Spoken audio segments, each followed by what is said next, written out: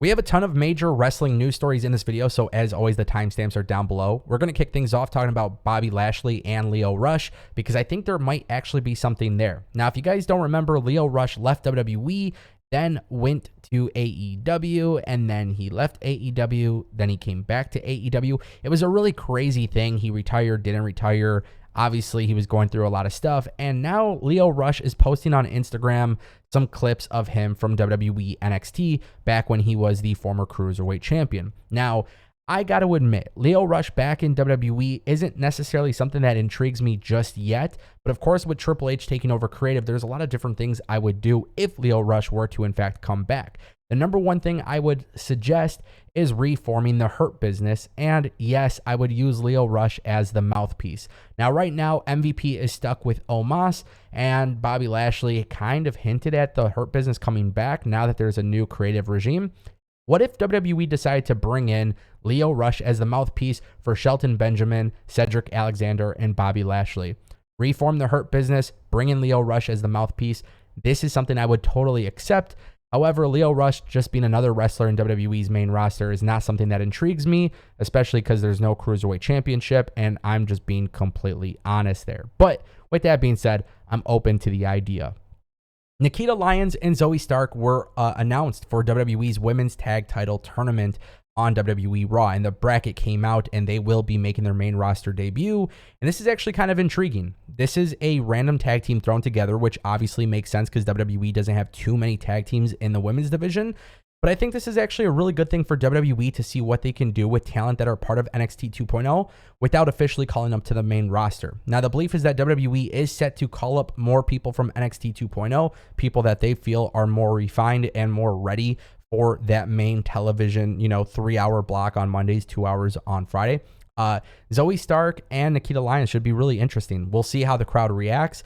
Does the crowd know who they are? But if they're getting a good reaction, more than likely Triple H will call up one of them, maybe both of them. There's a lot of talks about Nikita Lyons getting a massive push for WWE. She was somebody that Vince McMahon was pretty high up on, and honestly, she got a really big following from WWE very quickly based on her performance in NXT. So I don't know what I think about this other than the fact that it's cool, I guess.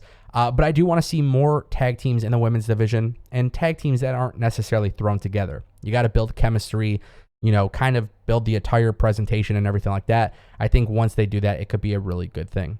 Now, if you guys missed WWE Raw, you may have seen WWE do something that they don't typically do, which is create anticipation through Easter eggs backstage throughout the entire night. We saw a car accident happen backstage. Car got towed.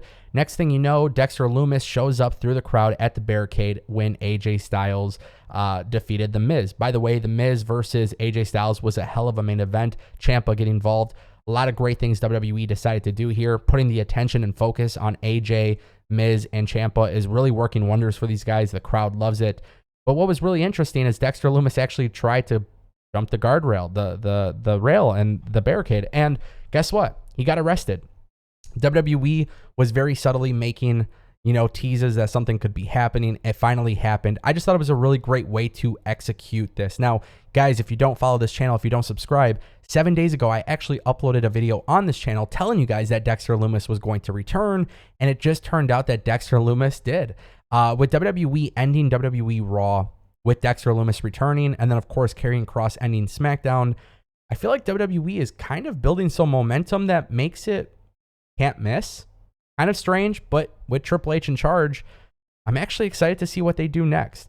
And that's why I love this next piece. Ezekiel was written off WWE television, and they did it in a really fascinating way. Kevin Owens defeated Ezekiel within just a matter of moments, and it was so much more resemblant of Kevin Owens from NXT in 2015. He did the apron powerbomb, and guys, he took out Ezekiel. The match was over. The ref had to get him stretchered out, and Ezekiel's gone. A lot of this is coming to fruition because Triple H is making a lot of changes and resetting a lot of what Vince McMahon had done. So the belief here is that Ezekiel will, in fact, be written off TV and be presented as a new character. Now, if you guys missed my other video yesterday, I talked about WWE repackaging T-Bar, aka Dominik Dijakovic, and it looks like Ezekiel will be getting the same treatment. Is he going to be Elrod? Is he going to be Elias? Are they going to do something completely brand new? I don't know, but the idea of Ezekiel probably wasn't working for Triple H, so why not reverse it? We'll see what happens. I don't expect him to come back to TV just yet, but I do think this is a great way for WWE to start things a little bit more fresher, keep things fresher at least, and that way it is not so stale. Now, I also want to point out with Ezekiel being written off TV, if they can just keep his return, maybe for like the Royal Rumble or something, it wouldn't be a bad idea. There's a lot of things happening on WWE television right now. Obviously, a lot of changes, a lot of returns, a lot of surprises. I don't know if Ezekiel, Elias, Elrod, I don't know if that's something that I necessarily want to see right away. But I think if Elias were to come out for the Royal Rumble as a surprise entrant, it could just be a really cool shock factor. Then you could start building him some programs. I don't know if Kevin Owens will be having another feud with Ezekiel, Elias, or whatever it may be. But if they ever do want to revisit, they can. I just don't think it actually makes a lot of sense for them to do that. So let's just get over with this. Let's move on. Let's see Kevin Owens, the Kevin Owens show. Let's just see what he's all about these days, because this looks like a little bit of a older OG version of Kevin Owens, and that is something I definitely support. Guys, Johnny Gargano coming back to WWE is something that a lot of people absolutely want. You know that we have been keeping a lot of updates on Johnny Gargano coming back to WWE, maybe going to AEW. And of course, with WWE being in Cleveland, a lot of people thought WWE Raw would actually have the return of Johnny Gargano. Keep in mind, WWE hasn't teased it. They haven't said anything. But WWE actually did do a couple teases. And there's this idea that maybe DIY, Ciampa, Gargano could all be involved on WWE television in some form at some point soon. Now, what's actually really crazy, though, is Fightful Select actually dropped a report. Basically, what had happened was, Dexter Lumis was returning to WWE. And then it also came out that Johnny Gargano has actually been in contact with Shawn Michaels as well. So there is this belief that Johnny Gargano at some point will be coming back to WWE. Now, I talked about this on my Twitch stream, so if you guys aren't following me on Twitch, make sure you guys follow me. The link is in the description.